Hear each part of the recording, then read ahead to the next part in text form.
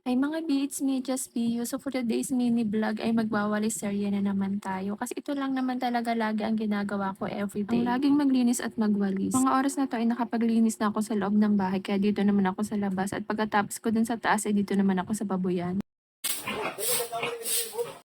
Narinig niyo ba yung ingay ng aking walis mga B? So pinigilan ako ng kuya ko dito, wag daw akong magwalis diyan kasi may stress yung aking mga inahing baboy. Okay, eh, di don't. So, dito na ako sa may unahan.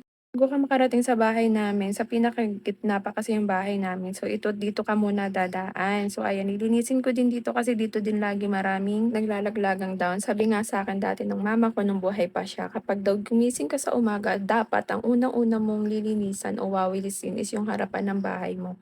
Kasi yun yung unang-unang nakikita ng mga tao. At kung anong itsura ng harapan ng bahay mo, yun din yung refleksyon ng pagkatao mo kung gaano ka kalinis sa sarili mo. At kung gaano kalinis ang loob ng bahay mo. Grabe naman yung nanay ko, no? Yun lang yung way niya kung paano kami i-educate nung mga bata pa kami. Tingkat na dala-dala ko naman yun hanggang sa pagtanda ko. Sobrang linis kasi talaga ng mama ko sa bahay namin nung nakatira pa kami sa Quezon.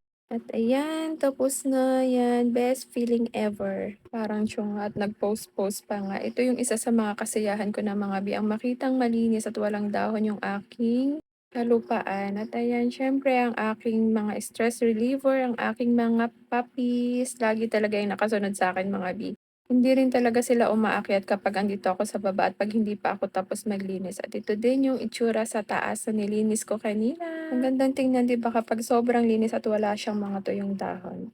Tuloy po kayo.